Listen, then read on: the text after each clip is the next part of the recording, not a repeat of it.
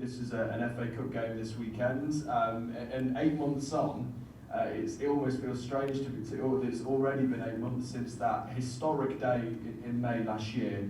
How do you look over the last 8 months, and I suppose that day as well, and kind of what's happened since then? Because it's been a roller coaster, of course, but 8 months since that historic day seems crazy. Yeah, it was such a memorable competition for us to have won it for the first time in the club's history. Clearly was amazing, and against such illustrious opponents as well, and obviously for the fans being there, which was great.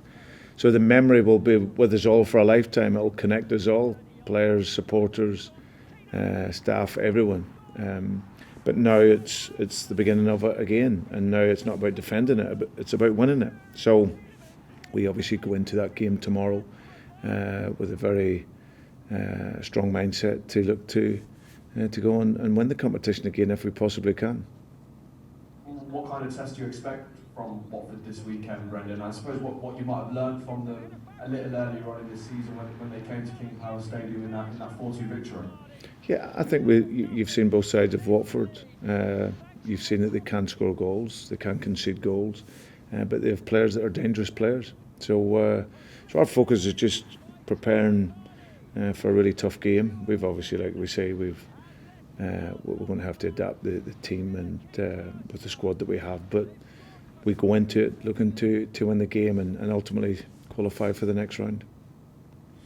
The fans, and you've sort of mentioned about wanting to go into the competition to win it and not just defend it, but the fans will have higher hopes following last season's triumph as well. I wonder, finally, Brendan, what your message would be to them ahead of the start of the tournament for this season. Well, the same message as before. It's always great for supporters to dream, and they would have dreamt that last season of winning it, and we did do, and it was such a special occasion and an incredible memory for them. And this year we'll be doing exactly the same. We from the first game in it, we'll be fighting and looking to qualify into the fourth round. So we will need them, their support, like we had in our last home game. That's what we want from the supporters. It really pushes the team, and hopefully together we can go a long way. Being cup holders, does that increase the pressure on you in these sorts of games?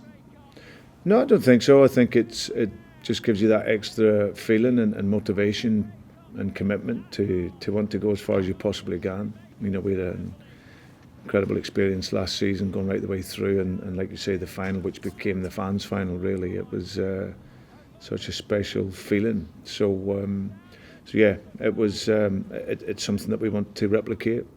As often as we possibly can. Getting to Wembley is an incredible feeling, but yeah, we're a long way from that yet. It's about the next step and the next game, so we can beat Watford. That gives us an opportunity to get back there. When you're approaching a game, you all look at obviously the recent form, but it was such a mad week or so over Christmas results-wise for you, wasn't it? You take it all into account. What's the feeling amongst the players after 3 extraordinary games, really? Yeah, well, the Man City Liverpool back-to-back was, the Liverpool win was a superhuman effort by the players physically, what they had to contend with in the game and the lead up to it, and with everything else surrounding it.